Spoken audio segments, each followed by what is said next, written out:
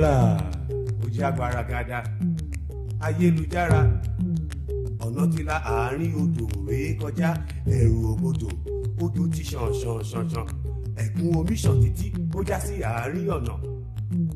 Odò lóhùn lẹ̀gbọ́n, ọ̀nà lóhùn lẹ̀gbọ́n, a ti rìn, a kò rí ẹni sọ fún wa bóyá odò lẹ̀gbọ́n tàbí ọ̀nà ní o. Odò láyé ẹ̀rù òbodò, ọjọ́ ti pẹ́ tí Olódùmarè ọba adẹ́dà tó dá òkè tó dá ọ̀nà tó dá odò sílé ayé, odò láyé omi lènìyàn, ẹ jẹ́ ká ṣe rere o, ẹ̀rù òbodò.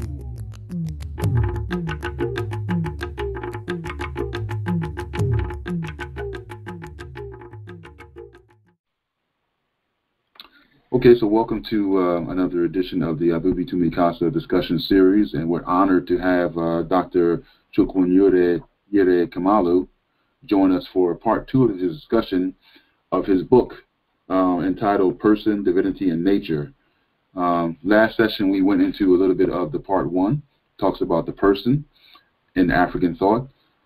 This week we're going to go into part 2 of the book. It talks about divinity and nature, but before we begin that, I will read the bio, a little bit about Dr. Kamalu. Dr. Kamalu was the author of several books on African philosophy and culture, including Foundations of African Thought, 1990, Person, Divinity, and Nature, 1998, Little African History Book in 2007, The Word at Face Value, 2012, and re-released in 2016.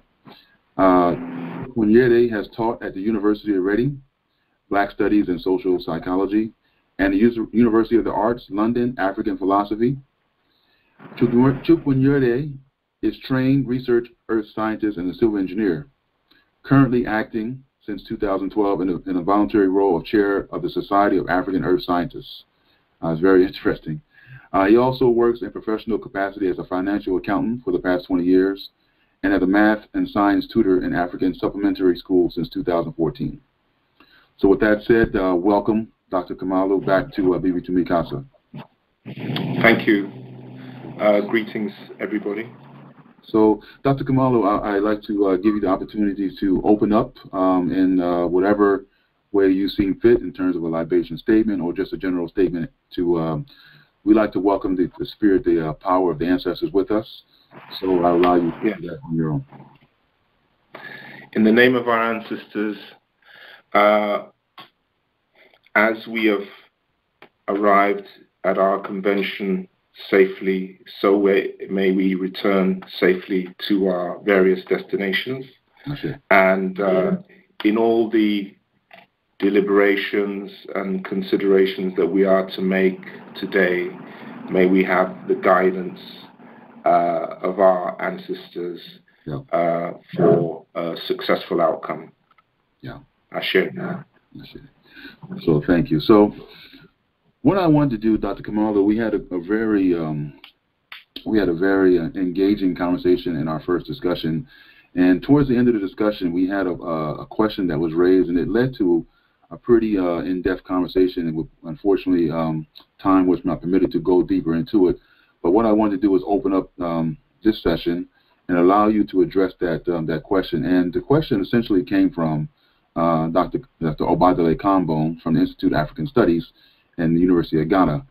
And he was talking about the essentializing of African beliefs.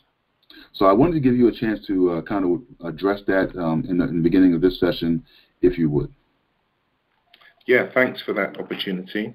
Mm-hmm. Yes, it occurred to me that when the question came up and after I thought about it after the last meeting, that maybe some of the history of how I came about the title of the book might be relevant to this whole discussion. Because initially, when the book Foundations of African Thought was published, I didn't have full agreement with the publisher as to the title of the book. In fact, I had suggested the title Aspects of African Thought, and the reason being that I didn't want people to have the mistaken impression that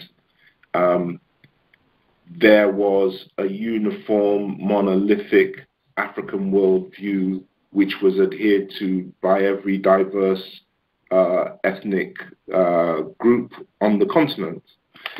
Rather, I wanted to show that there were many, many aspects of African thought that were shared among a diverse or a diversity of African peoples.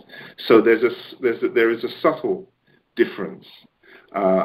When I explained this in an email to Dr. Hambone, he actually came back to me and said that, well, he in fact felt that he was glad that the publisher had gone along and used the title Foundations of African Thought, because it was a bolder statement of this whole approach to Africa as a cultural unity. And I can see the sense in that. And so it's only for people to understand the nuance that we're not saying that there's one monolithic African worldview which every language group acclaims as being its own. Rather, there are many diverse groups, many ethnicities, languages on the African continent who share many aspects in common. And those aspects that are common are so widespread that it leads you to question whether they have some form of common origin or common history. And when you look into the thought systems of ancient Kemet, you find that common history. So the work is actually looking in a historical framework at African peoples. And when you see the historical framework, you understand the diversity of African peoples, much more in the sense that there are many common aspects of our culture, many common aspects of our systems of thought and philosophy and so on. And when you look at these common aspects and you study them in a historical context and see the connection with ancient Egyptian belief systems and ideas, then everything makes much more sense. And it is because we are able to make these historical connections that I fear that some Eurocentric and European scholars intentionally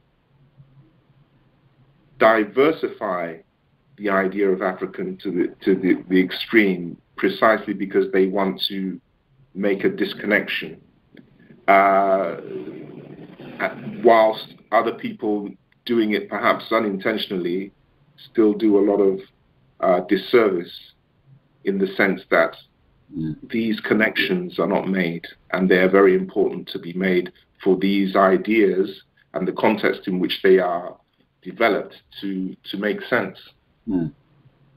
Sure. Yeah, and I think you touched a little bit about the challenges we do have in using a foreign language to kind of describe the essence of the African thought. And even we can hear in just choosing the title of the book, the challenge we have when we're trying to explaining our thoughts, so to speak. Absolutely. And choosing the title, the challenges we run into, obstacles we run into. But I think, to your point, it's very critical that we definitely give the perception that although diverse, there is a unifying cultural, underlying cultural unification. And when we look to connect, we can see and connect that unifying, those unifying principles, so to speak, even in West Africa, South Africa, so to speak, on the continent itself, and even in the diaspora. We talk a little bit about synchronization of Africans in Brazil and Africans in Cuba, Africans in all over the diaspora. We still see, no matter where we are, that underlying cultural unity. So thank you for that. Thank you for that. Yeah. So what I want to do is open up part 2 and just give a brief synopsis of part 2, and then we'll go into the various chapters. So I'm actually going to read from your book, actually, page 28, and part 2. It says, in part 2, The divinities, spirit forces, and ancestors represent a hierarchy of beings that bridge the gap between human community and the supreme being. So yes. I think that's a great opening statement to kind of lay the groundwork for what you discussed in part 2, shifting from the person now talking to the divinities. And you talked about the common underthread. So that's a great segue into just talking about part 2 in the divinity of nature, the African accounts of creation. So this is the first chapter in part 2, so to speak, of Africans' accounts of creation. So if you could briefly talk about that diversity, but at the same time related to the common underlying thread that we see. Yes. Well, when we look at part 2, which deals with divinity and with nature, whereas in the first part of the book, we've dealt with the idea of the person. In part 2, we are dealing with, when we talk about divinity, we're talking about not gods in the literal sense, but we are talking about the divinities. And as you've mentioned, these divinities are powers. They are powers of nature. So they are not gods in the literal sense. That's yet again another example of how we can't translate these things into English language directly. We have to find some other terminologies. So in the book, I constantly prefer to use the term powers rather than gods, because these are manifestations of aspects of nature. So these powers or these divinities are intermediaries between the human community and between the supreme being. So because these are part of the energy that is the supreme being, if you like, they are the many manifestations of the supreme being. They are therefore divine. So when we are talking about divinity and nature, we're talking about the natural world, and we're also talking about the supreme being. But as well as that, we're looking at the powers that are inherent within the natural world. So in other words, the essence of the supreme being that is within everything. So it's a very, if you like, animistic type of system, or vitalist type of system, in the sense that, as we discussed last week, Chi in the Igbo tradition is like Ka in the ancient Egyptian tradition. And when you look at the creation, which is what we're going to look at now, concepts of the creation and the accounts of the beginning, this vital force, which is known as Chi, which is known as Ka, was there right from the very beginning. That's why when Dr. Hambone asked me if there was one concept or idea that I should state that would encapsulate all of African philosophy, if I was only to give one, the reason I gave that one, that sense of that spark or divinity that is within everything, innate within everything, call it Chi in a traditional African sense, or say, if we're talking about Fon belief systems, the Fon of Benin, or Ka, if we're talking about Kemetic systems, that immanence, that immanent power within everything is the most fundamental concept you could give. And that would relate not only to ideas of the person, because last meeting we talked about the destiny self and all these other aspects of personality, and Chi was one of them, and Ka was another one of these examples in different traditions, in different historical contexts, because we're talking about Kemet, we're talking about traditional Africa. These actually encapsulate the idea of divinity within everything, but also the vital force which is there, which is present right at the beginning of the creation and the beginning of the universe, of the creation of existence. So that leads us, if you like, into then talking about the concepts of creation. Yes.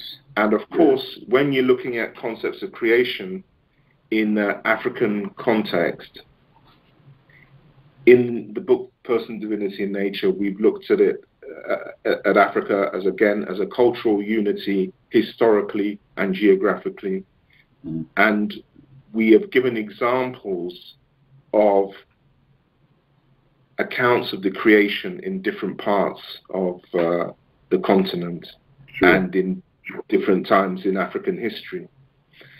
And although you can say every language group has its different diverse account of the creation, there are certain aspects that you can see that are common. Mm-hmm. Certain fundamental aspects that are common, and they may not be exclusive to African systems of thought. They may be found in other systems of thought.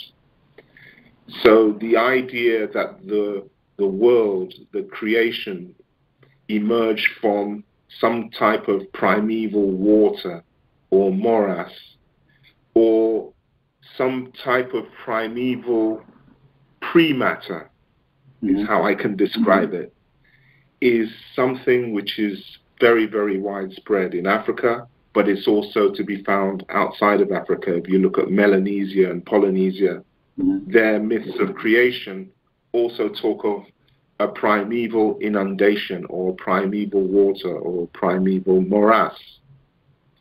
Morass being a mixture of soil and water. Mm-hmm. But these myths or mythologies are to a large extent symbolic of something which is deeper. So through mythology, we are not talking literally about things. We are giving a clue as to the conceptual nature or the philosophy of a people's thinking. So this pre-matter or pre-existing water or primeval water or whatever is sometimes represented as a primeval egg. Mm. And the reason why we talk about this original matter being a potential for everything to exist is because it's unformed, it's uncreated. In fact, Theophile Benga very often in his writing talks about concreated or uncreated.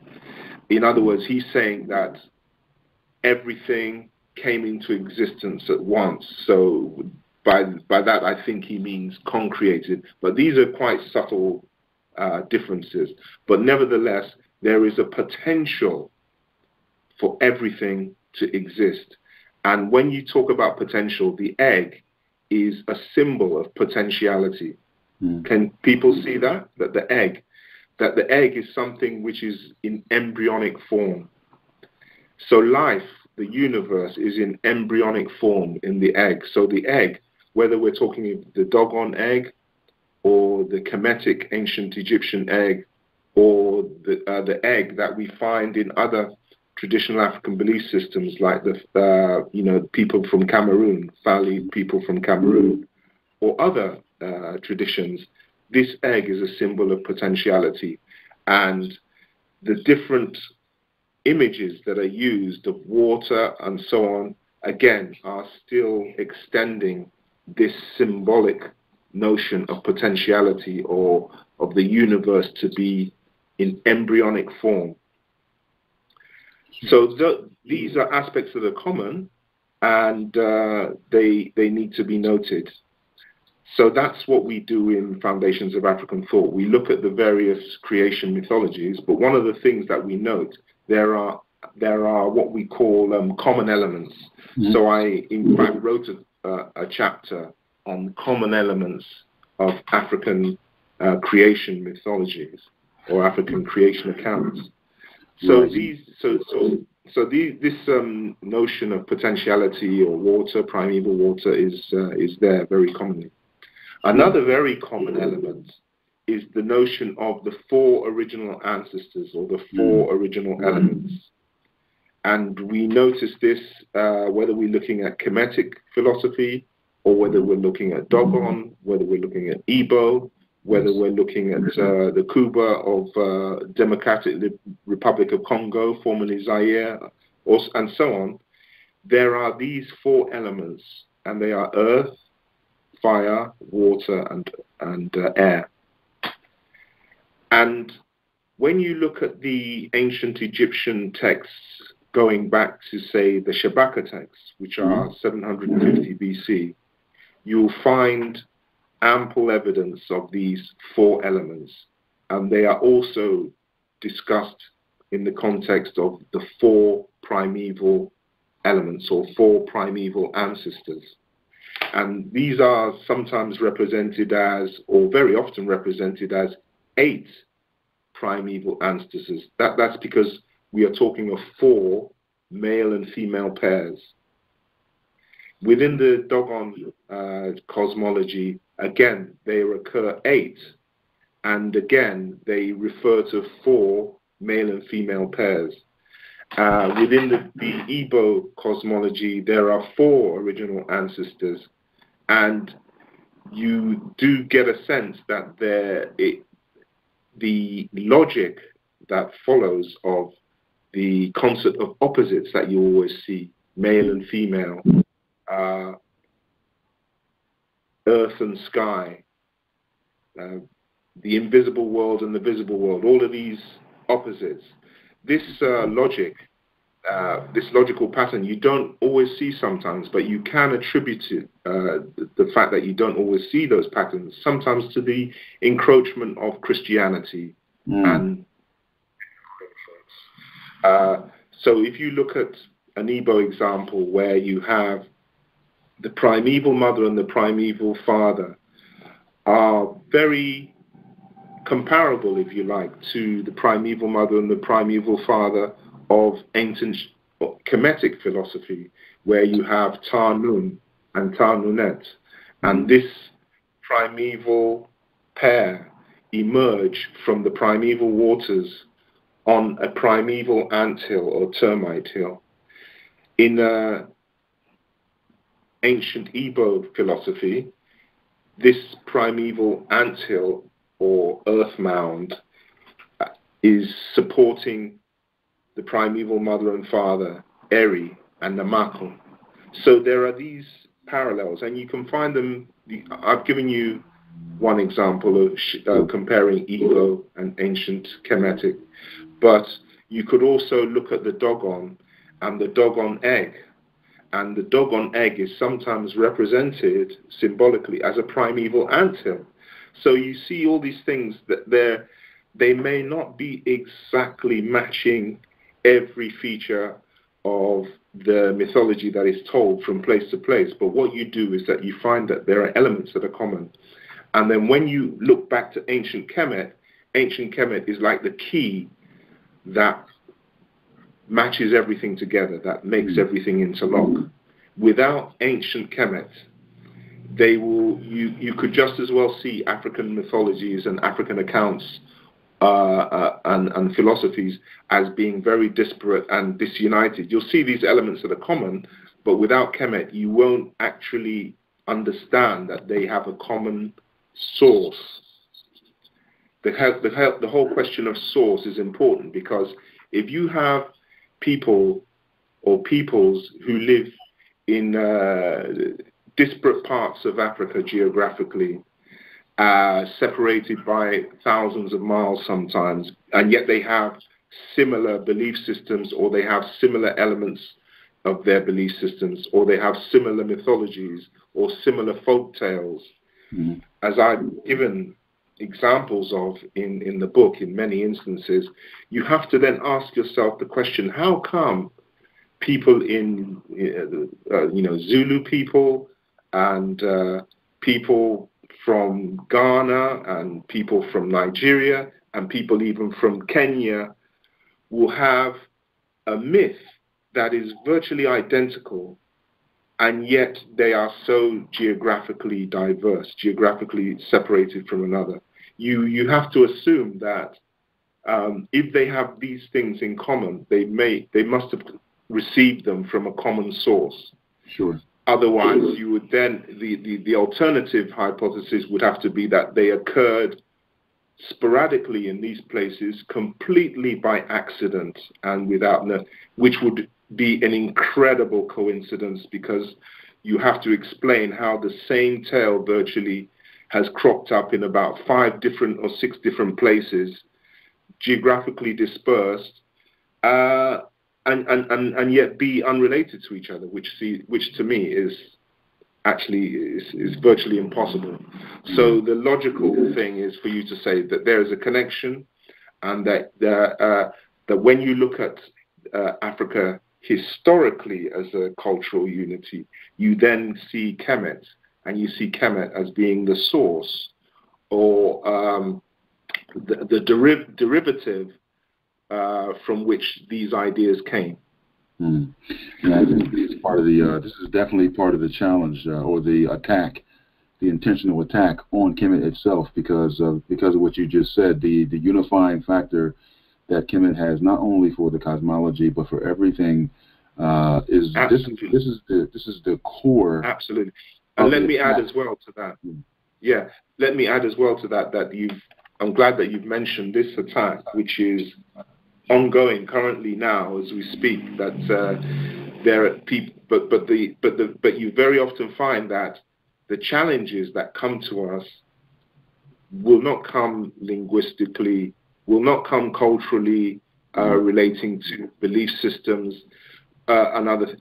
There always comes to some sort of scientific, like DNA or genetic studies or things like that, but they do not actually go to look at things like our links in language, our links in our belief systems.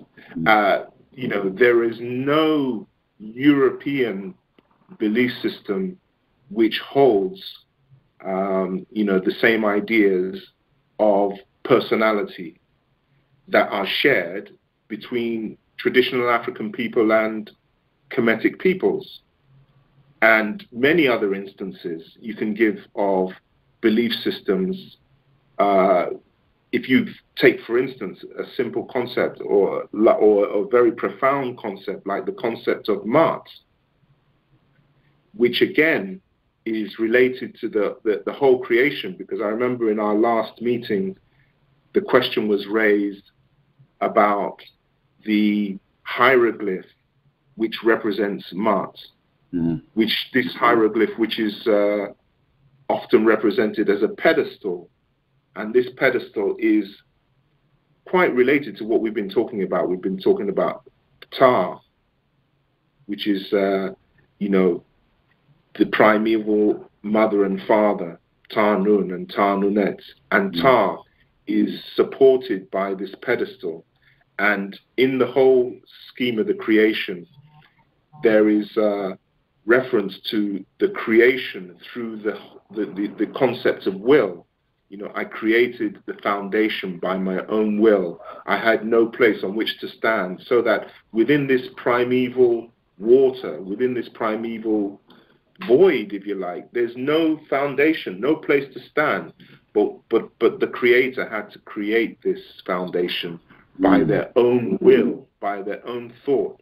So these things are all related. So when we're talking about the primeval anthill, when we're talking about the pedestal, and we're relating the concept of Ma'at, and when we look at the concept of Ma'at, there's no concept. Ma'at relates to, as we know, moral and physical order, as well as this concept of righteousness, justice, truth, and so on, as represented by the feather when we look at hieroglyphic or Medu Nature, and when we look at images of the goddess Ma'at, or the power, shall we call it the power or divinity Ma'at, we see the representation of the feather. And the feather is representational of justice, because in these vignettes or plates or illustrations of Mart, we see on the scales of justice, a feather is weighed against the heart of Ani. And this feather being weighed against the heart is a symbol basically of purity, that the heart which passes the test will not dislodge the feather. So that it's a symbol of purity. So that feather symbol is there. And that feather symbol is there in concepts which are similar to Mart, which I talk about in the book, like Ofo, and is quite related to Ashe, the kind of greeting that we give when we say, let it be so, when we say thank you, and so on. Ofo also has another form, a stronger form, called Ofoshe. So whereas in Yoruba, after one recites maybe a libation statement, or maybe in Akan, I believe, after reciting a libation statement, you might conclude the sentence with Ashe. In Igbo, you will conclude it with Ofo. And if you want to make a stronger statement, you say Ofoshe. So the African languages are related. The Ashe is somehow there in the Igbo and somehow shared between Igbo and Yoruba. And somehow the Igbo and Yoruba share that with Akan, and so on. And you will find, I'm sure, when we go into deep linguistic studies and in investigation, more connections between African languages that connect these words and show that we do have common belief systems. And these common belief systems are always seem to make more sense and be more coherent when we look in the historical context of Kemet. Sure.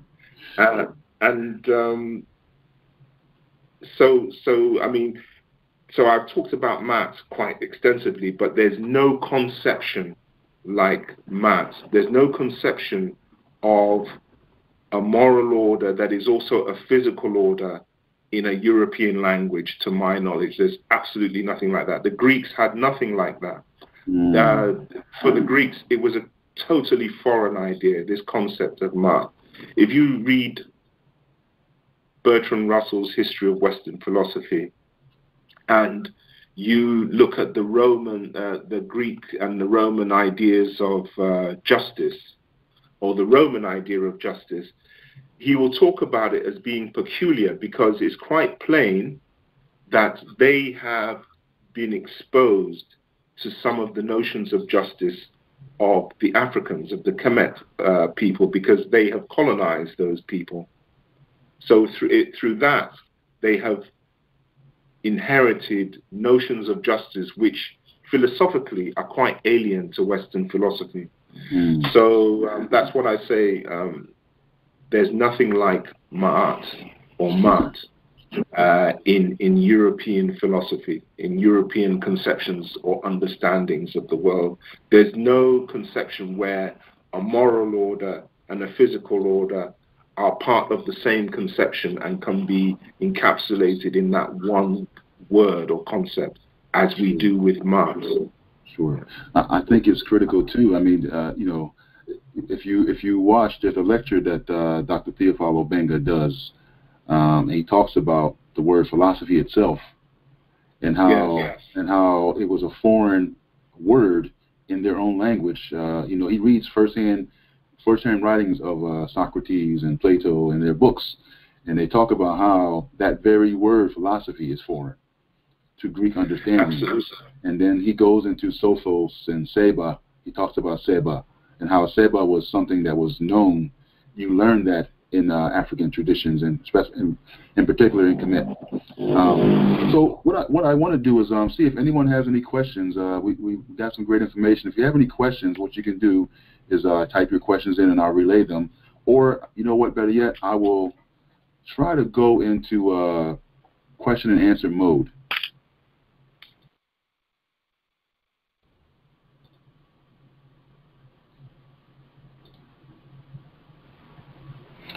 Okay, Dr. Kamalu, you still with us? Yes, I am still. Yeah, so what I just did, I went into question and answer mode. So if you have a question, you can type it in or alert me, and I'll answer your questions. But I'll continue to go on. The next chapter in part 2 talks a little about, and you talked a little bit about it already, the supreme beings, the divinity, and the spirit forces. And what I wanted to kind of do is kind of give maybe 2 or 3 examples. I think most people on the call, and most people in the diaspora are getting more familiar with Yoruba in terms of the Orisha. And we talk about the Akan. Could you relate, and Igbo, of course, Igbo, could you relate just some of the how it's structured in terms of the intermediaries between the spirit force, the ultimate spirit force, and then that? Yeah. And we also have a question after that coming in. I'll read the question so we can answer that as well in the same breath. The question is from Question Everything. And she said, in relation with the powers or divinities, how are they to be addressed or worshipped? It's a great question. Okay, yeah. Well, the whole question of worship is quite a strong word to use, because these powers are intermediaries between the human community and the supreme being. So, and also, as well as that, there are powers which are inherent within nature, and these powers can be tapped by people who have the knowledge or who have the ability to tap those powers, so that somebody who is trained as a healer or a spiritual healer might be able to have access to powers within nature through their own training. But these inherent forces are nothing more than the vital force that we've already alluded to. The fact that immanent within everything, there is an aspect of the supreme being, as well as it being transcendent within everything. So, in relation to the particular powers are very much related to the powers of nature. So we talk about the powers of nature like the rivers and the water, the power of the sun, the air. So all of these, like the power of lightning, the power of thunder, all of these have their own so-called divinities. So there is Shango, who is divinity of lightning. So it's a representation, a personalization, if you like, of the power of electricity, if you like. So electricity is recognized as a force that can be tapped and that can be used for human advantage. So whether we want to look at it in a very, very specific traditional African context, or whether we want to think of it conceptually in a modern context, I think it's completely valid, because at the end of the day, we are talking about a force which is within nature that can be tapped by somebody who has the knowledge or has the expertise to do so.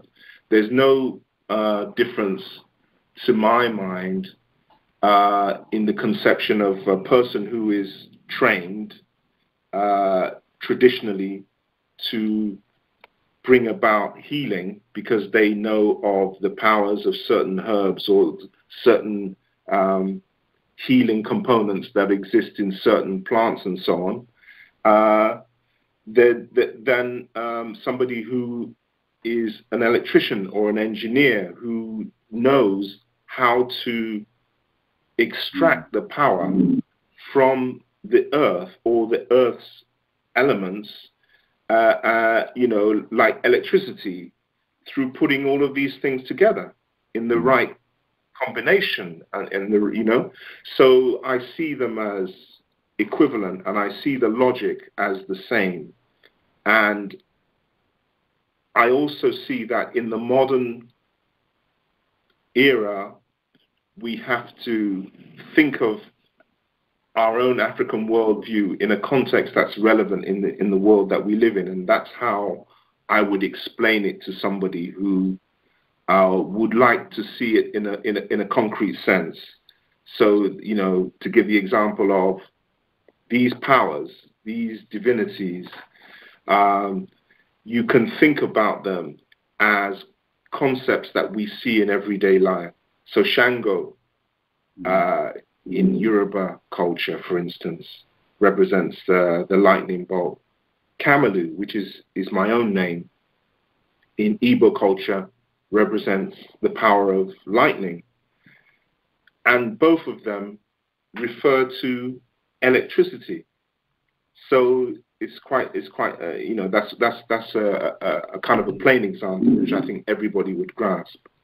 And you can give other examples like that. You know, there are divinities of rivers, there are divinities of the sun, you know, there are divinities of wind and rain and so on.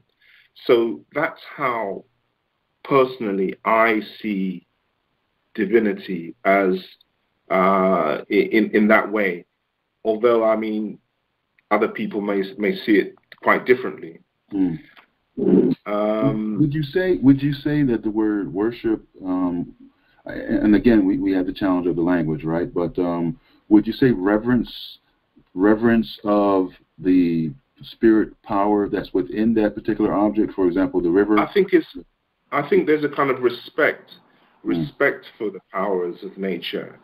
You respect the powers of nature. You respect water and all of these things. They can kill you. But at the same time, you need them. You can't do without them. They're absolutely essential to our survival. But at the same time, they kill us. We need fire to cook, to keep warm, or, you know, in the modern age, to create steam, to power our turbines, to create electricity, and so on. You need all of these things. But at the same time, they can kill you. So there's innate respect for these things, but at the same time, you need them. It's like Fela Kuti once made a song, you know, water no get no enemy. Yes. So water can kill you. It will drown you, but at the same time, you can't do without it. You need it to live. You need it to drink and so on, and to wash and so on. Yeah. So I would say that it's up to the individual. I also believe that when you use or discover African belief systems, you use them for your own good. You use them to improve your own life. So I think that it's not an institutionalized, African belief systems are not institutionalized religions where you are dictated to by some sort of scripture that you must do this and you must follow that, and if you're not following that, you're not a devotee, or you're not, you know, or whatever. So I think it's really personal. It's down to the individual, and I think that is what, for me, is more attractive about African belief systems, that it's not an institutionalized, you know, religious dogma, absolutely. Yeah, we had a comment to your statements that those trained in particular powers and those born with those powers as part of their makeup, and we hear the stories about how somebody is, for lack of a better term, chosen to be that diviner or that healer or something like that. So we read that definitely in your book of how the differences are made in each particular system. But here yet we still find that cultural unity throughout the continent, that there is a process to go about it. Now they might do it different, but there is a process. It's not that the person wants to be this. I want to be Komfo. No, there's a process, and it's in every tradition we see the same kind of process you have to go through. Before we move to the next segment, next chapter, actually, there's one particular one in this particular chapter that I wanted to kind of highlight because I think it's going to be very relevant to diasporic Africans who are just now coming into understanding African beliefs, and that is the segment. It's entitled "The Monotheism, Polytheism, and Pantheism." Could you briefly explain this from an African concept and how it can be one and it could be 1, 2, or 1, 3, or it could be all of them together? Yeah, I think that's an interesting question because one of the common misunderstandings about the belief systems of Africa and other southern peoples, if you like, is this notion that religious evolution has taken a linear type of direction where there's been a linear development looking at the evolvement of monotheistic religions as being the highest stage of religious evolution, if you like, and then seeing the ones that are more backward as representing polytheism, this belief in many gods, whereas monotheism is seen as the belief in one God, and you have the great monotheistic faiths like Islam, Christianity, Judaism as examples of that, then come, in a sense, as seen by most people historically and European writers especially, seeing that there's a hierarchy in religious evolution, so that polytheistic people, or people who see or refer to many gods or divinities, are therefore less advanced than those people who refer to monotheism. And then again, you have right at the bottom of the ladder those people who are animistic. In other words, they're looking at the supreme being as existing within everything, so that in a way people will see it as pantheistic. That is, everything includes God, or everything is God, or God is one with everything. But the thing is, there's a misunderstanding because African religions don't fall into that category neatly. What they have is a system where pantheism or animism, polytheism, and monotheism all operate within the same system, because, if you like, the divinities which are closely related to nature and aspects of nature are, like one writer described, like a cabinet in which the supreme being is the head, so that they represent different aspects. But I mean, I wouldn't describe it really as a cabinet. That was an example one writer gave. But rather, what the divinities represent are the different and the many manifestations of one supreme divinity or one supreme being. And then pantheism is also part of that system, because within that system there is the belief that the spark of the supreme being exists within everything, within every material object, within every person, and so on. So, therefore, the African system of beliefs doesn't fall or neatly fit that category, because pantheism, polytheism, and monotheism all exist simultaneously within the same system. They all are part of one system. So they don't follow that religious hierarchical progression. Sure. We have a request to have an unmute. I'm going to unmute one of our listeners. I believe they have a question. See if I can go ahead and unmute them now. Okay.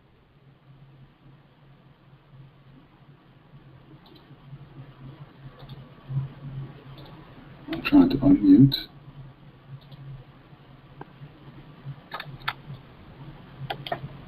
Yeah, I can't get them to seem to be unmute. So Caller, if you have a question, go ahead and type it in the chat box, and I'll get to you. I think you ended on there talking about one of the sections you talked about is the aloofness of the Supreme Being African beliefs, and I think what you were just explaining alludes to that aloofness that we see. Sorry, what? Say that again. The illusionist. Aloofness. So aloofness. Oh yes, yes. Yeah. I mean, in fact, yes. I mean, in fact, I talked about this briefly last week when we were discussing the question of language. Yes. I did talk about how different mythologies in different parts of the continent have very, basic, common aspects, which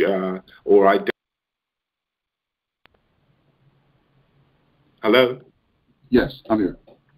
Yeah, sorry. Yeah, so it's very rare if you go to Africa to find shrines or statues or paintings or art objects or anything which has a direct reference to God or supreme or a supreme being. In fact, you just don't find it. And so in African belief systems, that's why I say that the Supreme Being is very much aloof. And a clue to this aloofness, it can be seen in the names that Africans give for the Supreme Being. Very often these names have the term which means hidden, or for instance, if Amun, the ancient Egyptian terminology for the Supreme Being, means exactly hidden. So, and when you ask, well, why hidden, you get a better clue when you look at the mythology of Africa. Because if you look at myths, as I gave an example last session from the Ashanti, or from the Igbo, or from the Gikuyu in Kenya, or from South Africa, you find that there's a widespread mythology which explains that God or the Supreme Being was once close to his or her creation, to the world, to the physical world, but then withdrew away from the physical world. So there is a parting in African belief systems of the visible world from the invisible world, of heaven from earth, of God from the world, if you like. And this is represented in myths that talk about God once being close to ordinary people, to humans, and then being forced to move away. So I gave the example of the Ashanti myth, where a woman who was pounding the grain in the mortar and pestle pounded it so hard that the pestle would always poke God in the eye, and God became fed up of being poked in the eye and decided to withdraw into the sky. Or the ancient Egyptian mythology, where earth and sky were once united in a union and then were separated by the divinity of the air, Shu. And in the book, I've given other examples of this type of mythology. And all of them speak about how the Supreme Being is aloof. And so there's a deeper meaning in saying that the Supreme Being is aloof. It's simply saying that there is an aspect of reality which is unknown, which is hidden, which is unseeable, which is you cannot sense, which you cannot touch. And that is the simplicity of the message, basically. So one shouldn't look for God in African art, in African belief systems, look for shrines or so on, because one won't find it. And there's a reason for that, because the essence of the Supreme Being in African belief systems is that the Supreme Being is unknowable, and I think that's the basic fundamental message. Yes. And not only that, it talks about, in a way, the epistemology of African philosophy. In other words, the kinds of things that we are able to know and not able to know. It talks about that fundamentally, that there are things, that there is knowledge which is real, but which at the same time is not accessible to us. Excellent, excellent. That's excellent. So I'm going to try to unmute this other caller. I cannot unmute him. If you still have a question, you can go ahead and type in. There's a little window at the top. You can type your question. I want to make sure I get your questions answered. So the next chapter of the book deals with earth and land in African thought and practice.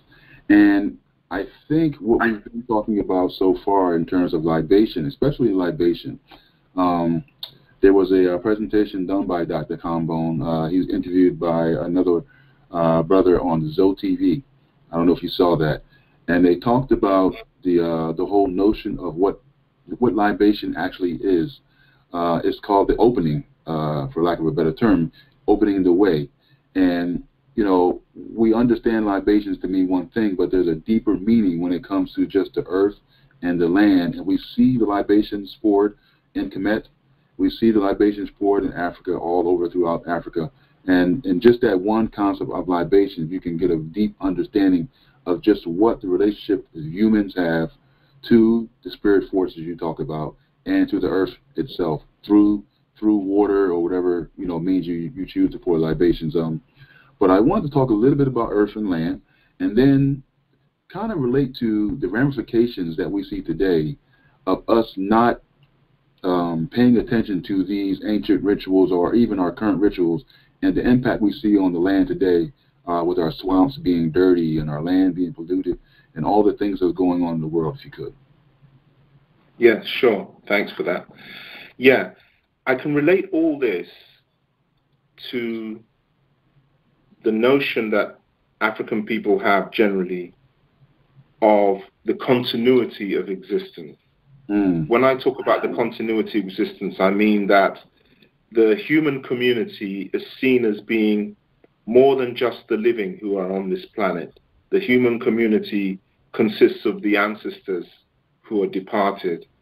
The human community also consists of those who are yet to be born, who are yet to appear within this realm of existence. So when one looks at this human community, which involves not only those who are seen and heard and so on, but those who are unseen and unheard. So not only do we have the living, we also have the dead, or the ancestors, and the unborn. And there is a cycle of life from one realm of the, you know, where we're living on Earth. We move into the next realm of ancestorhood, and then from that realm of ancestorhood, which is very close to the world of the unborn, we then again regenerated from the world of the unborn into the world of the living, and then we have this eternal cycle of the human continuity, the continuity of the human community. And when we look at that eternal cycle, there is an inevitable logical outcome of all of that, which is that the earth on which we live in is one in which the living who are here are only the custodians of the earth. We are only here for a limited time, and in that time we must be custodians of the earth for our future generations, for our children and for our children's children. And so the whole goal of life is literally continuity, that we are responsible parents so that our children may also thrive and become responsible parents for their children, and so on, ad infinitum. And this means that there's a moral responsibility and an ecological responsibility. And the ancestors are very much seen as having a kind of authority on another plane, where their great concern is for their offspring to ensure this continuity, so that when we look at reality in this way, we realize that we have a responsibility to leave the earth in a fit condition for the next generation, which means that ecologically we are responsible. We're responsible for the state in which we leave the earth and in which we leave our ecosystem. So this all relates to how we have respect for the land, and there are many indigenous African methods of cultivating the land and ensuring that the land is revitalized and regenerated, and ensuring that the fertility and the productivity of the soil is maintained. And these are all quite ancient, what I would call engineering and scientific methods which have been retained within African agricultural practices, so that there is great care in hoeing and ploughing and so on, and the implements that are used are such that they do not cause too much damage to the soil. And the types of methods that we use to plant our crops, there are so many different varieties of methods which are designed to retain the fertility of the soil.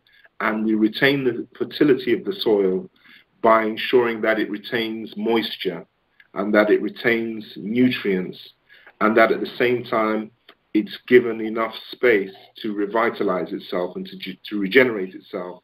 So when we plant in an African traditional context, we don't plant monoculture. By monoculture, I mean we don't plant one crop in a whole field, because that is not ecologically sustainable, and that diversity is not going to be beneficial ecologically to the ecosystem. For example, when you plant one crop in a whole field, that means that you harvest all the crops on that field at one time of the year, and then for the rest of the year, the soil of that field is totally unprotected from rainfall, from sun, and so on. So what it does is to deplete the soil of its nutrients. It washes out, it leaches out the nutrients, and because all land and all water eventually goes to the sea, that what this does is to erode the soil, to eventually degrade the soil. And if there is a definition of poverty, it is the degradation of the soil. Because once you degrade the soil, then the vegetation is no longer able to grow. And when the vegetation is no longer able to grow and you start to move into desertification, then the rains, which are created through evaporation, are no longer able to fall, and so on and so on and so on. So this whole question of ecology is very much related to our continuity of the human community, because through the continuity of the human community, we see that we have ecological responsibility to be custodians of the earth for future generations. And in the book, I've given many examples of methods that Africans use to maintain the fertility of the soil and to prevent the land from being degraded and to regenerate the soil. Like before colonial times, and even during colonial times, we maintained the systems of what we call shifting cultivation, so that we don't plant crops year on year on year in one land or one area of land without having a break. You can plant crops for say 5 years, and then you may leave that area and move to another area and plant crops in another area of the field, so that that area of the field where you were cultivating, you leave that to lie fallow. By lying fallow, I mean you just allow the vegetation to grow wild and so on, so that the soil is allowed to regenerate itself. So that if you keep shifting from one place to another, you allow the soil to regenerate. The soil is therefore not exhausted of its nutrients and so on. And in that way, we're able to maintain the fertility of our soil. And that's what has happened in Africa over generations. But with colonial encroachment, what we've seen is that the whole systems of shifting cultivation have been destroyed in Africa. And, you know, my mother even used to tell me stories of how when she was a girl, you know, a child in Africa, in Nigeria, the land which my family had in Owerri in southern Nigeria was confiscated by the British colonial authorities simply because it was lying fallow. When I say lying fallow, it was just left to grow wild because it was left to regenerate. But the clever British authorities made a ruling that if land was not being used, that is cultivated, then it would be confiscated by the crown. It would be confiscated by the British government. And that's what happened. So a lot of people lost land, a lot of families lost land simply because they were operating a system of shifting cultivation. So they would only be able to cultivate one area of land at a time, and then in line with their tradition, they would leave areas of land fallow, and those fallow lands would be confiscated. So this happened in Nigeria, it happened in Kenya, in fact it happened probably throughout the entire continent. You know, so these are the kind of colonial encroachments which destroyed African systems of you know, agriculture. And basically have led to partly to the situation we find ourselves in now. Yeah, there was a documentary that was shown in the African Institute of Studies, and I can barely remember the name of it. There was a couple of documentaries that kind of relate to this this topic. One of them was The Man Who Saved the Desert, and I believe it was in Kenya, where he reverted back to this traditional cultural way of cultivating the land, and basically I tell you who it was. It was in Burkina Faso. In fact, one was in Eritrea, and another one was in Burkina Faso. The man who stopped the desert, I think, is referring to Yakubu Sawadogo. Yes. Yakubu Sawadogo. Based in Burkina Faso in West Africa. And basically he is, I would say, an agro-ecological genius, so much that scientists, so-called scientists from other parts of the world would travel to Burkina Faso to see how come he was able to regenerate a supposedly arid and degraded area of land and turn it into an oasis, a fertile oasis, through using purely traditional methods, and some traditional methods which he adapted and improved to improve the yield that he was getting from crops. So he used planting pits and check dams and a lot of tree planting, what they called farmer-managed regeneration, whereby he realized that there are kind of forests, underground forests, which can be enabled to revitalize and regenerate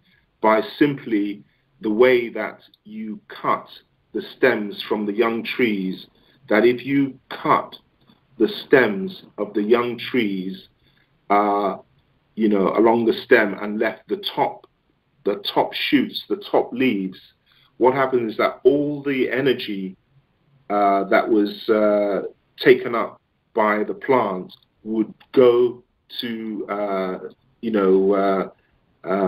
performing photosynthesis in the top leaves, and there would be less energy needed to fuel the growth of the leaves that had been cut. So it made the trees grow much faster and much quicker. The trunks grew much stronger. So it was a way of quickly regenerating forests, which worked in Burkina Faso and also in Eritrea.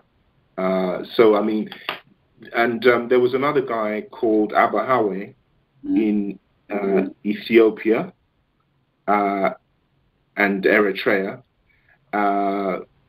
who also was similarly, and I would call he was a conservation scientist, just like Sawadogo.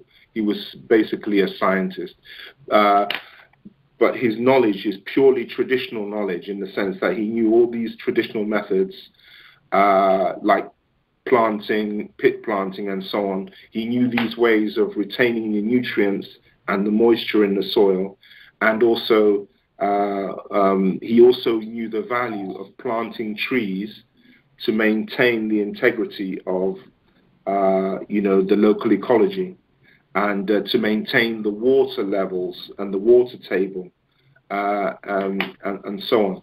So yeah, I mean, thank you for raising those examples.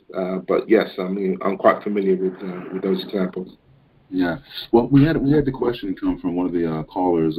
Actually, it's a statement and question. I think you addressed a little bit of the question in terms of exactly what happened to the land, what happened to the cultural practices, and so essentially it says that India, Ghana, Nigeria have shared a common colonizer in the British. Yet we see that the Indians have successfully shielded their traditional religion from Christian missionaries. Any ideas why we have adopted Christianity, other form of religion, at a faster rate than the Indians? And I think you alluded to the practice of the colonizers and their methods. Any brief comment on that?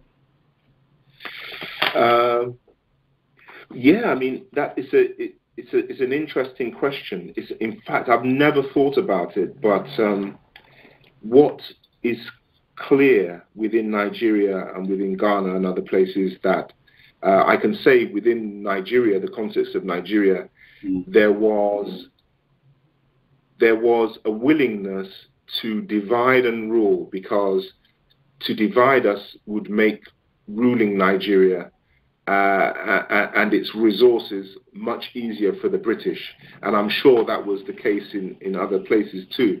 But what you find is that Christianity, it was probably to their advantage, to the advantage of the British colonizers, that the North was predominantly Muslim, and that they had encroached on the belief systems of the South and given them Christianity, because it meant that there was a greater polarity between the peoples of Nigeria. There was a greater division between peoples of Nigeria, and there was also a tendency to sometimes favor one section of people over another. All of these sorts of things, and within the language and within the way people were communicating. Like, for instance, if they talked about the Hutu and the Tutsis in Rwanda, they might say, that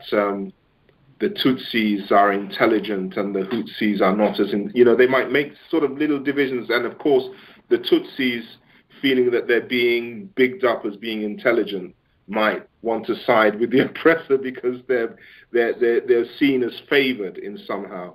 But all of these things are little ruses which enable division between the people, and that division is essential to government, basically. So within Nigeria, I can see that religion was used as a tool to divide Nigeria and make it more easy to administrate.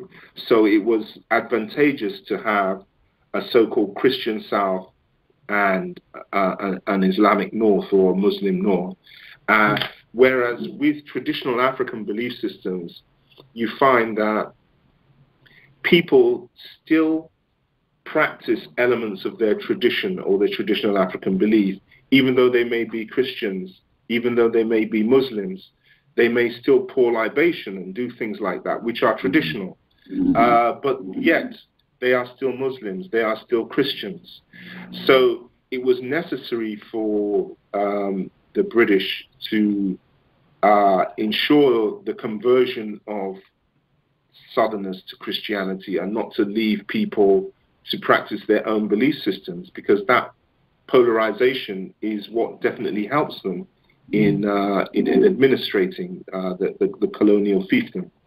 So that's only one example that I've given, which is the example of Nigeria. But I'm sure that in other countries, they may have had to adapt their strategy, but ultimately, the basic strategy was always the strategy of divide and rule, and religious differences, and even introducing religious differences worked in their favor in that instance. So for the caller, just for your reference, in the book, Dr. Kamalu's books, there's a section in the book, in Earth, Land, and African Thought and Practice. It talks about, and the title is Colonial Land Policy in Kenya and African Alienation from the Land. And I think to address your question, this particular section of that chapter goes into a little bit about the background of how, although they're using Kenya as an example in the book, you can definitely see, of course, if you look across the continent, same practices were implemented to kind of take the land. I mean, the ultimate goal was to take the resources. So the methods are different in Africa, but I think this particular section of that chapter will give you a little more insight into exactly some of the tactics. It talks about the Berlin Conference. It talks about the land grab policy, and then it talks about Dedan Kimathi and the struggle of the quote-unquote called Mau Mau, Kenya land freedom fighters, preferably called. So that chapter will help you out a little bit more further on that topic. Oh yeah, absolutely. And I gave the similar explanation of how shifting cultivation was used as an excuse to, to disassociate Africans from their land, basically. It was used in Kenya as in Nigeria, as I've just kind of described, and also how the labor force was therefore moved to serve the colonial administration rather than the Africans. So Africans moved from a system where they no longer work for themselves on their own land. They ended up being people who were working on the colonizer's land, and they were working towards the colonizer's interests. So that's a major change. Yes, definitely. And there was something just clicked my mind I want to add to that. It'll come back to me, hopefully. So and also within that major change, I can also add as well that they instituted taxes. So as well as forcing Africans to work on land, which they had actually appropriated from Africans, stolen from Africans, they instituted systems of taxation again, hut tax and poll tax.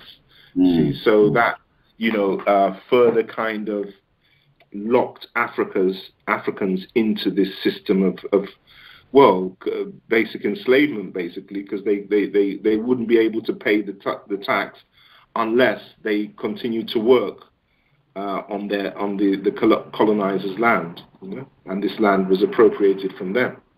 Sure. There's two more documentaries. It just came back to me now. Two more documentaries I can offer as further research on this particular topic of land. One is called the Coconut Revolution, and they showed it in the African Institute of African Studies, and it goes into just the policies and the practices that went into acquiring the land. It goes into the methods that were used. I believe it was in Papua New Guinea, if I'm not mistaken, but it's called the Coconut Revolution. The other one is the other documentary that's relevant to this topic is not really talking about so much the spiritual or cultural connection, but just the land itself in particular. And it was about the Mully. There's a document called Mully. Yes, and it goes into Mully, how he was able to transform, I believe it's in Kenya again, he was able to transform the land using cultural practices that he had that was part of him, and he transformed the whole community. It's a very good documentary. So one's called Mully. Mully, I'll look for that. Yes, Mully, and the Coconut Revolution is another one. Thanks for that. Yeah, I'm very, very interested in these types of documentary because they show the potential for African traditional methods or homegrown methods to transform our land and to make it productive, more productive than what I would call the current type of industrial agriculture, monoculture. Yeah, definitely. Mully is definitely one to check out. I mean, it's amazing. He transformed what in other words, would have been seen as a barren piece of land into a self-sustaining, cultivating plot. It's a very amazing story. So the Coconut Revolution goes into how, and the reason why it's called the Coconut Revolution, because when the people were being colonized and their land was being taken, they resorted to what they had, and what they had was coconuts, and they were able to make, they were able to fuel their cars using coconuts. They were able to, build everything, build a whole community, just using the fuel that they were able to cultivate from the coconuts. It's a very amazing documentary. Yeah, well, that's very instructive for solutions that we could be looking at. Yeah. To make our own, make our own sustainable, solutions for the future. Right. And the thing about it is that, to your point, the cultivating is done as needs. It's not this industrialized thing where I want to make mass-produce food to sell. The notion of doing that for capitalist gains is not there, and you see the true essence of growing for sustainability. As the ultimate goal, which is something we tie back into, the relating to the earth itself, because you have to pass it on for the next generation in this whole human community of ancestors and the living and the unborn. You want to make sure that you don't want to grow everything. So it ties back into the topic again perfectly. Yes, I mean, you can contrast that with the modern world in which we live, where the European world has a notion that you can always increase productivity ad infinitum without limit, that you can extract resources from the earth ad infinitum without limit, and that growth is something that must happen year on year without limit ad infinitum, and that profits are something that must increase year on year ad infinitum without limit. So that obviously is a completely unsustainable model, because what you see is that the earth and its ecosystem become completely out of sync with human consumption. And by human consumption, I'm predominantly talking about the consumption of the industrial north, whereby there's an overconsumption which is no longer in sync with what the earth and its ecosystem can sustain. And African systems of land management and ecological land management are completely at odds with that, in the sense that we're more focused on subsistence and sustainability, that people take from the earth what they need and put back what is not needed, so that in that way that we are working in harmony and in balance with the earth and its ecosystem. And that's what modern human beings have to revert back to if we are to kind of avoid going off the cliff edge or going into a kind of Armageddon. Sure. There was another documentary that escaped my mind right now, Dr. Kamalu, and basically it talks about a woman who was a agriculturalist in Kenya, I believe it was again, where the colonizers had come in and cut down this one particular tree by a river. And she was fighting to build this tree. When I get the information, I'll send it back to you. So what I want to do is,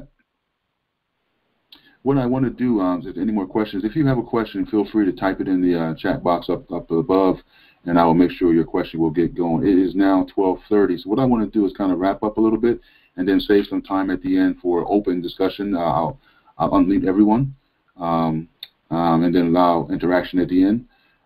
So one of the things, so in the appendix of the book, we go into the validity of African philosophy. And we talked about this, and we talked about how Dr. Obenga actually addressed this whole concept of, because I think what happens, the thing is that Europeans saying, Africans had mythology, we don't have philosophy. So Dr. Obenga addressed that directly in terms of the term itself. And then he talks about firsthand, in his book, I have his book right in front of me right now, actually, the African philosophy, the Pharaonic period, 2780 to 330 BC. He addresses this whole notch concept of philosophy. Briefly, could you explain what you alluded to in the book? I mean, in my book, I'm basically saying that the whole question of philosophy is a question of definition. There is no accepted and universally agreed definition of what philosophy is in any Western universities. Yet, people deny that Africans can have philosophy, despite not being able to define what philosophy is. Rather, instead of African belief systems being named as philosophy, they tend to use the terminology or prefix ethno-philosophy. So, in other words, it's somehow inferior to real philosophy, which is studied in Western universities. And when we look at some of these agricultural systems that we were talking about, which were developed by Sawadogo and these other people, these traditional African systems of cultivation and retaining the fertility in the soil, and in some cases terracing to retain the moisture of the soil and also retain or prevent soil loss and so on, and retain fertility. These techniques are never referred to as what they are, which is engineering. They are actually systems of engineering. They are referred to as ethno-engineering to kind of demarcate that these are not equivalent to real engineering, So, and yet we find that these people like Sawadogo and Abahawe in Ethiopia and Sawadogo in Burkina Faso, they have achieved such astounding results in how they've been able to transform denuded, degraded areas of land, which were desertified regions of land, into fertile oases, which are productive, which have high water tables and have natural springs and so on. They've been able to make this transformation using traditional methods, and these so-called soil and water conservation experts from the world over have been flying into Africa to visit these sites and see what these people are doing. Sure. And yet, within the journals, they're still describing their techniques as ethno-engineering. They're not referred to. So, that just kind of gives a sense of that. But the point that was being made in the chapter is simply that philosophy has certain ingredients, certain fundamental questions that are asked, regardless of what culture is involved. We refer to questions of the origins of the beginning of the world. We refer to the questions of the existence or the non-existence of a supreme being or divinity. We refer to ontology, the type of beings and things which exist in the world. We refer to epistemology, the type of knowledge that is possible. All of these things are dealt with by African belief systems. And in that vein, it is valid to talk about African philosophy.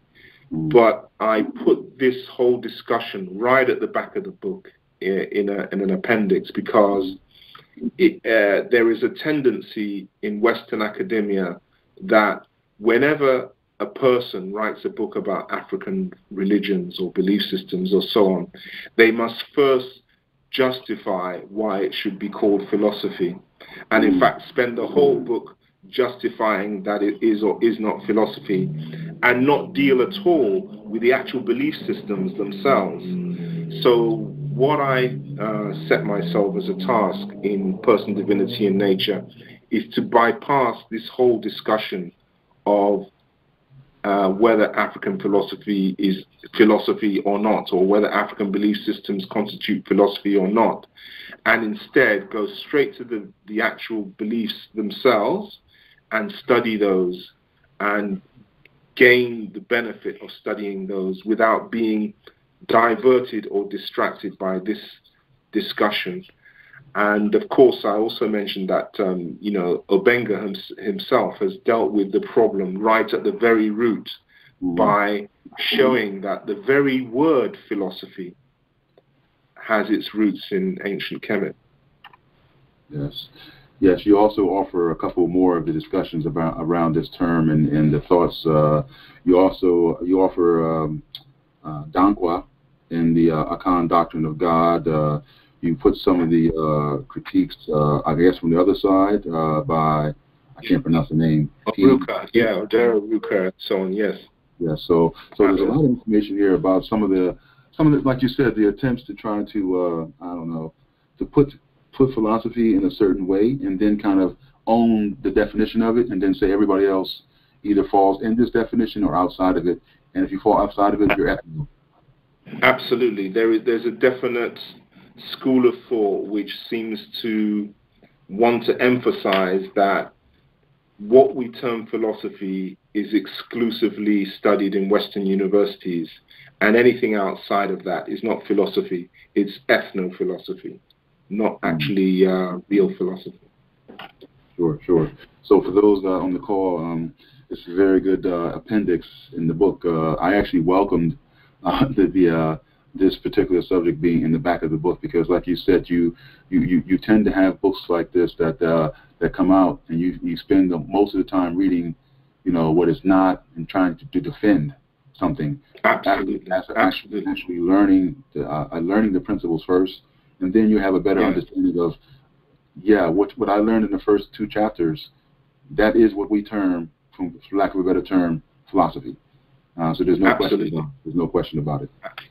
Absolutely, because to me it seems what the outcome of the whole debate and what the final result is that African people never get to learn anything about philosophy or never get to entertain the idea that there can be any such thing as African philosophy, because the whole debate is dominated by whether or not there is or is not African philosophy. So it's a kind of it's comical, really, and it's kind of tragic how I've seen so many African scholars who may have gone to university and studied to research level in philosophy and been forced into this dialogue, which is, in the end, is totally useless to us. It has no value to us. Sure. And, one other thing from Obenga I remember from this conversation, which just ties it directly into your book, is that he said that without philosophy, you had no education. So in other words, your philosophy dictates what is education for you.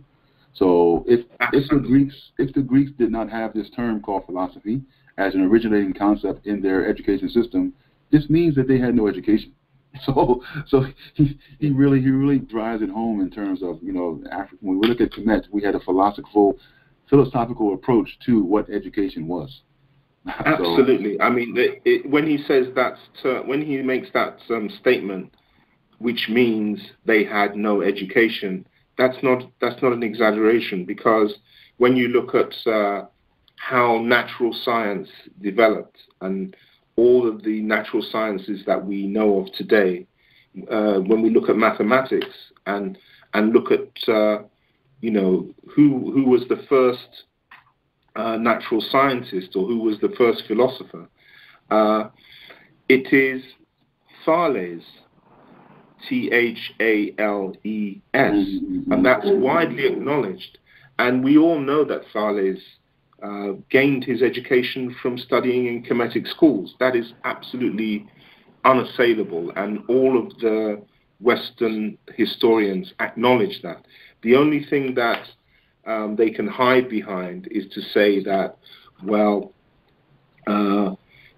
what he learnt in Egypt, they can possibly refer to what he learnt in Egypt or didn't learn in Egypt, and attribute a lot to what he developed later after he left Egypt. But what we know is that before Thales, there was no other scientist. There was no mathematics in Greece. So we know that the Egyptians had that knowledge. So there was only one possible source that he could have gotten that knowledge from. So, I think that when you look at Thales, when you look at the first Greek philosopher, then it's quite clear that philosophy began in Egypt, and that the ancient Greeks actually had no system of education before they were exposed to education from Kemetic schools. Sure. All right, there's one last appendix. At about 16 of, I'll stop here and I'll kind of unmute everybody and just have a free-flow conversation. Just one last appendix, and it's the animism as a modern belief system. And I think from all we've discussed, we can kind of get a sense of just what that means for us. Yes. Because what I wanted to ask is, what should we look for as African people in this belief systems, and for solutions to what we're facing today? Anything from, like we talked about, the agricultural to the political to the we oftentimes talk about, Dr. Hambone always says Ma'at, and we say Ma'at, the current state of Africa today is we're out of balance. And if we understand Ma'at to be balanced, what are some of the things we have to do to bring it back within Ma'at? So I'll stop there, and then about 10 minutes I'll open up for questions for the floor, and then we'll close it. Yeah. Well, I mean, I think going back to our, ancient modern belief systems, there is the challenge of bringing everything that we know into the context in which we currently live, and making it relevant to the context in which we currently live. Mm-hmm. And what we can see is that because African belief systems as a whole, when we look at the common aspects of African belief systems, and when we're able to relate them to what came before in Kemet, we can see that we have a knowledge system, if you like, that is consistent with what the reality that we know, the reality that we understand, whether we're talking about modern theories of the origin of the universe, or whether we're talking about, the anatomy of human beings, or, as the Dogon clearly have such deep knowledge of, or whether we're talking about the psychology of the person, and how do we treat people to ensure that we maintain mental health, and we've looked at the conceptions of personality and so on. There are all these various areas of our life which can be shown to already have been treated and investigated by African belief systems. And I think when we look at the way in which they've already been investigated, we can gain a lot we can enrich the models of reality that we have, the models that we apply to psychology, to philosophy and science and so on. We can enrich those models by having an African viewpoint on reality. And we gain that African viewpoint on reality by studying our traditional African and ancient African belief systems. So I think there's great value in going back and taking what we can from those systems and applying it to our reality. So I've talked about, the science and philosophy. I've talked about, even our psychology and our models of the person and personality and so on. And even when we're looking at agriculture and feeding ourselves and maintaining the fertility of our soil and all of these things, which are actually crucial, we have to look at that. And we have to look at that in terms of feeding Africa and in terms of retaining the fertility of our soil and so forth. But within that question of how do we feed Africa, retain the fertility of our soil and so on, there's also the question of the access that we as Africans have to our land in order to enable that land and to be the custodians of that land. But at present, we don't have that because, our land is destroyed and polluted by Shell in the Niger Delta. Our land is exploited and extracted of minerals by various companies in the Congo, with the repercussions of endless violence and endless trauma and endless, suffering. And wherever you look in Africa, we have this problem of land grabbing and land exploitation and so on, so that we are not the complete custodians of our land.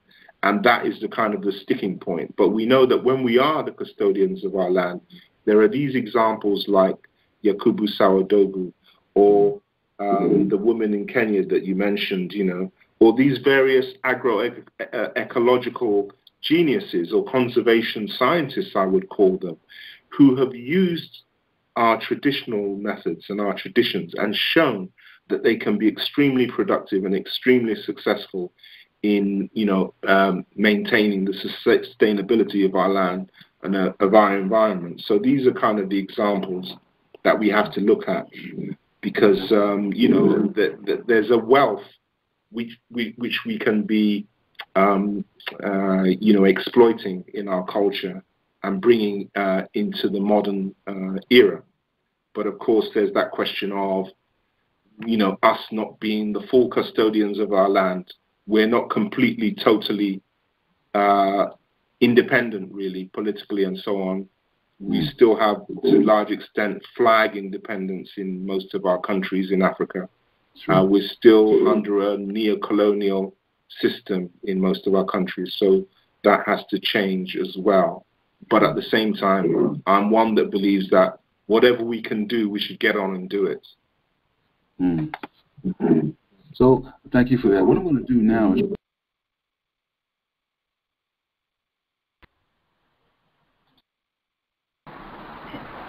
Hello? Yes, so everyone should be unmuted now and have a free conversation with Dr. Kamalu. First, I want to thank you, Dr. Kamalu, for your time and for your deep insights and sharing with us the overview of your book. So, but right now, we have everyone unmuted, should be, so feel free to ask Dr. Kamalu a question. We have about 10 minutes left. Anybody have any questions or comments? Yes, can you hear me? Okay. Yes, we can. Yeah, I want to say... Could you say your name and where you're from? Sure. Yeah, this is Marvin Boatin out of Los Angeles.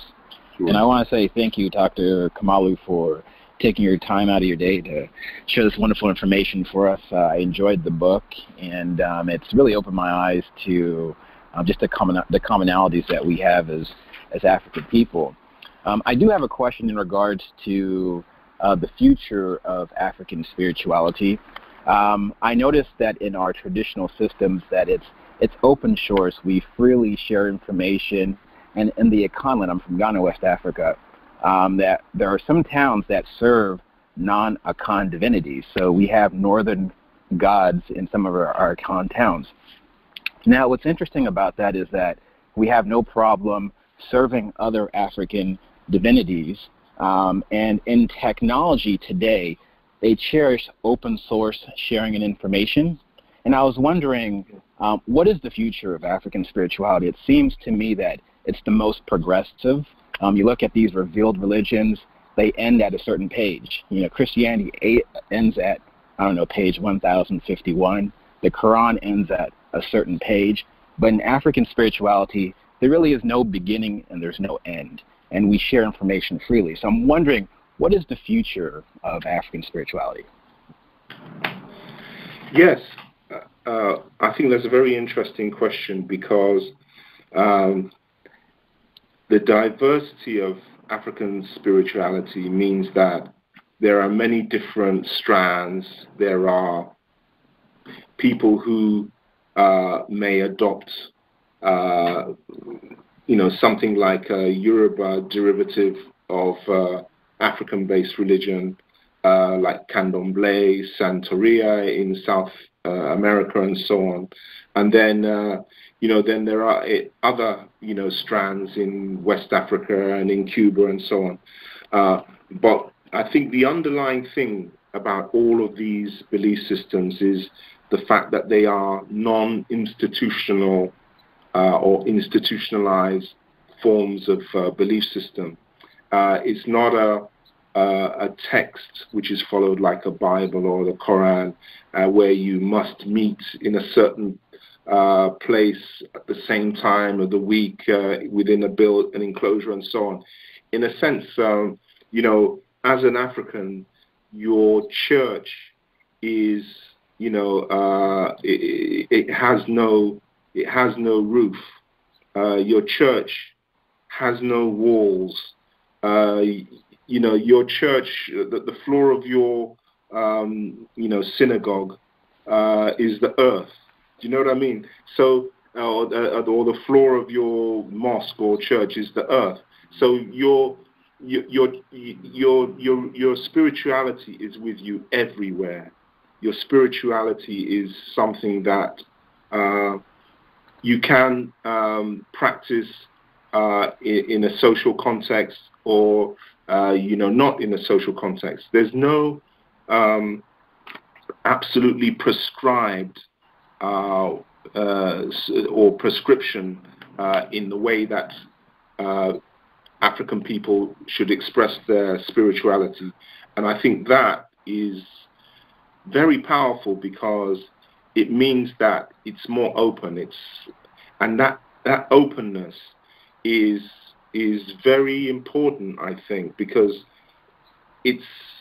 we are very diverse people. Africans, we are very diverse. If you look at Christianity and Islam and Judaism and so on, and look at how these religions have been polarized, particularly Christianity and Islam, how they've been polarized.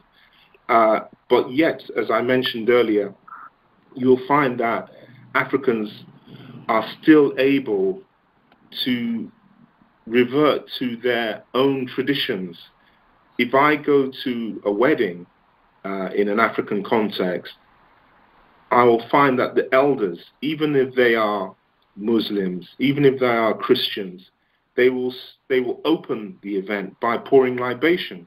So libation is probably the most fundamental and the oldest ritual that we have retained in Africa, right from ancient times, back to Kemet and so on. Yet we still retain this, and it's still a way that we bring the ancestors and call for their guidance, in whatever we do. So whether it's a marriage, whether it's a birth ceremony, whatever, all of the kind of cycles of life, or all of the stages of our life process, we mark these occasions using ancestral guidance.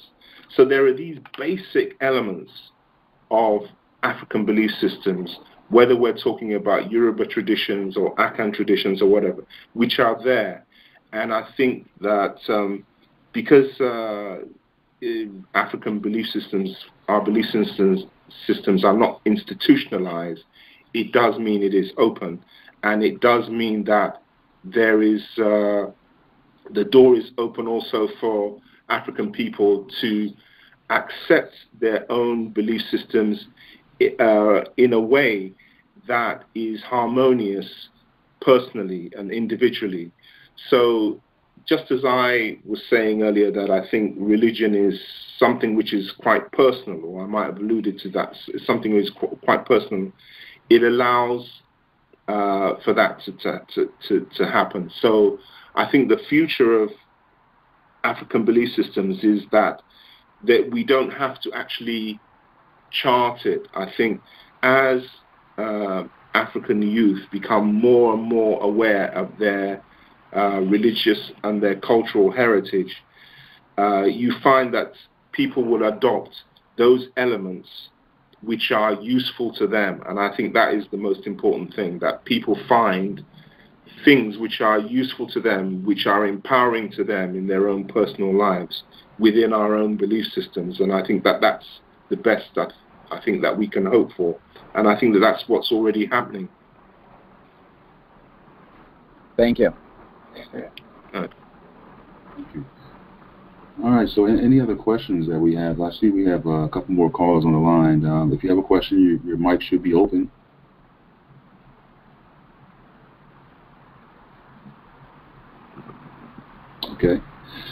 Okay, well, it's like we have no more questions, so Dr. Kamalu, once again, I think I can say without hesitancy, the family here at Abibitumi Casa, we're very honored to have you come and share your book and share your insights with us. We're truly honored. And for us, at least for me personally, I read the book a couple of times. I saw Dr. Obadile's lectures, but your discussion really gives additional insights into just your thought process and going to what you wrote. And I think it's a very rare and very valued opportunity for people such as myself and probably the people on the call to have this opportunity to sit and listen one-on-one. And this is what we're trying to do in Abibitumi Casa is have those scholars out there that has this kind of work that we feel that's very important, very vital to our mindset as Africans to have this discussion, to have this information disseminated so that we can grow as Africans. Any last comments, Dr. Kamalu? I'll leave it for you to close out. Well, I would like to thank you and all attending and Abibitumi Casa for inviting me to share discussions on the work. And for me, it's also been a very valuable experience. And I look forward to continuing our debate in the future. So thank you very much. One last thing, Dr. Kamalu, where can we purchase your book? I want to make sure that people have on record where we can purchase your book. Now, I know for me, I go to the African World Press, which is a black-owned distributor. So is there any other ways directly from you or? Yeah, well, I mean, I believe because the first two books, Foundations of African Thought and Person, Divinity and Nature, are now out of print. So I'm sorry about that, but that's how it is. But you can, as you say, get copies from Africa World Press. I believe you can also get copies from Karnak House. If you Google Karnak House, I'm sure you should be able to get copies from them. In terms of other black-owned distributors and so on, I know Red Sea Press originally distributed it, and there are a couple of others, which skip my, but of course the usual places like Amazon and so on, and Barnes and Noble as well, those places. Yeah. So yeah, it's available, but unfortunately they're out of print, so I don't really have control over distributing books as it is. Sure. Okay. All right. Well, on that note, Dr. Kamalu, once again, we thank you, Madase. We say Madase. I'm learning the tree language, so that's the language I know. Oh, yeah. Medawase. Yes, thank you. So thank you, and thank you for your time. Have a good day. Yes, thanks. Imena. Thank you. Bye-bye. Bye for now.